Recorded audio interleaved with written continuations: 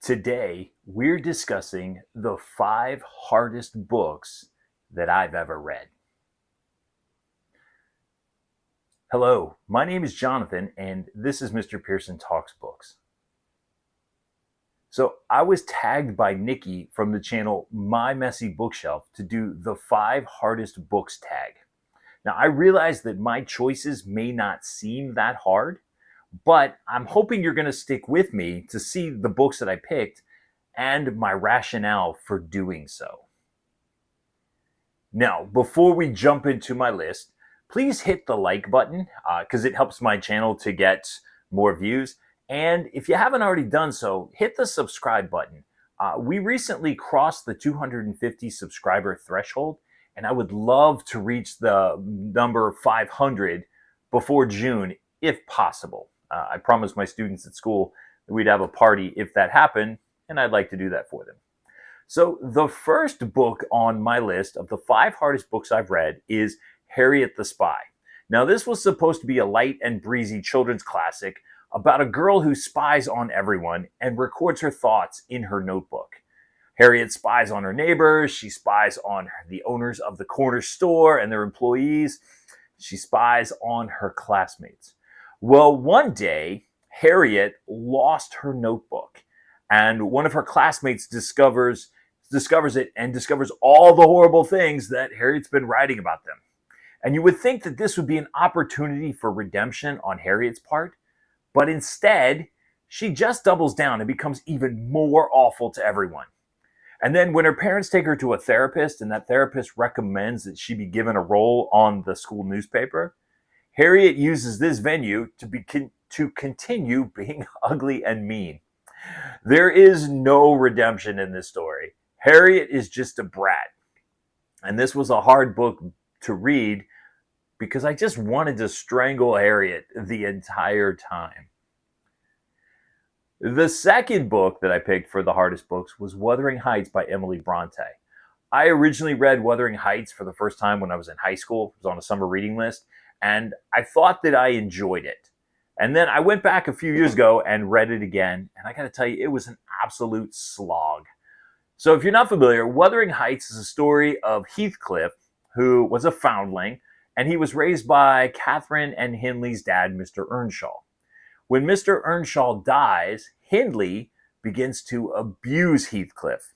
And then Heathcliff disappears for a number of years, and when he returns, he's a gentleman with lots of money, and all he wants to do is ruin Hindley's life.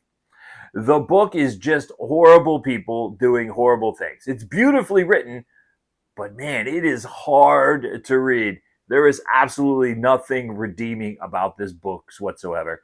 Read it so you can say that you have, but don't try to emulate anybody that's in it. Third is the book Sunrise on the Reaping by Suzanne Collins. And this is a book that's set in the Hunger Games universe. Now, I'm going to be completely honest.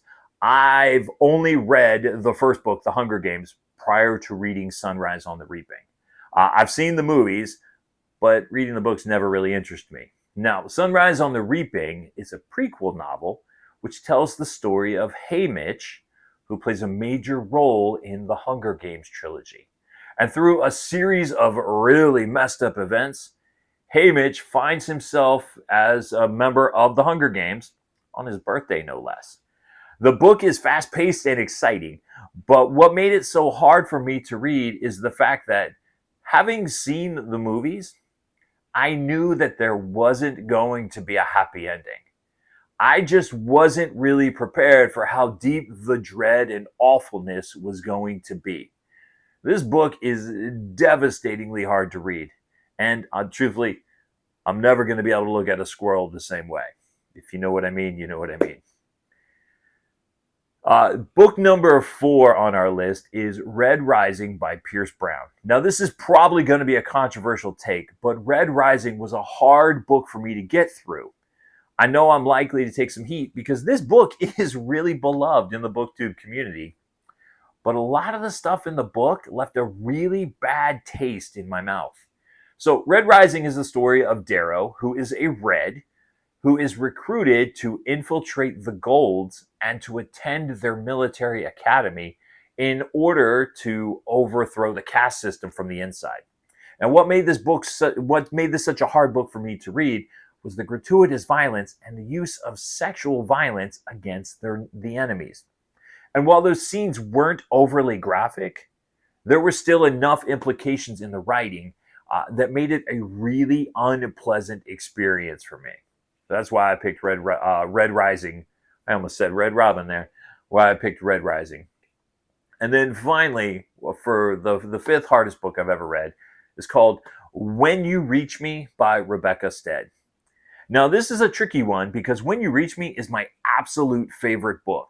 And it's a book that's incredibly difficult to read. This is the story of Mira, who's trying to navigate life in New York City with her mom. One day, a random act of violence causes Mira to lose her best friend. And at the same time, Mira begins to find some really disturbing notes in random places, like a shoe, her backpack, and all of the notes are telling her to write some sort of letter. What makes this book so hard to read is an event that takes place near the end of the book. Now, I've read this book literally 15 times, no joke, and I still choke up every single time I get to that part. I get heart palpitations knowing that I'm about to read that chapter. And if you've read the book, you know exactly what I'm talking about. When You Reach Me is a beautiful book that's full of hope and fun, but there is a sense of dread that overhangs everything that happens in the story. So those are the 5 hardest books that I've ever read. Not necessarily the most challenging books, but books that I found difficult to enjoy, with the exception of that last one, Love When You Reach Me. I realize my picks may be somewhat controversial, and you may not agree with me. And guess what? That's okay. If that's you, leave your thoughts down in the comments. Now, if you do agree with my picks, let me know that as well. Also, like I said at the beginning, I'm trying to reach 500 subscribers before June. My students at school would really like to have a party, so we're trying to reach that number. So if you haven't already done so, please subscribe and help us reach that 500 subscriber mark.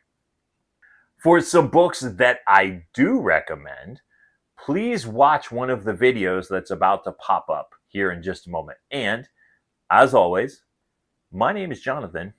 This is Mr. Pearson Talks Books, and we'll see you next time.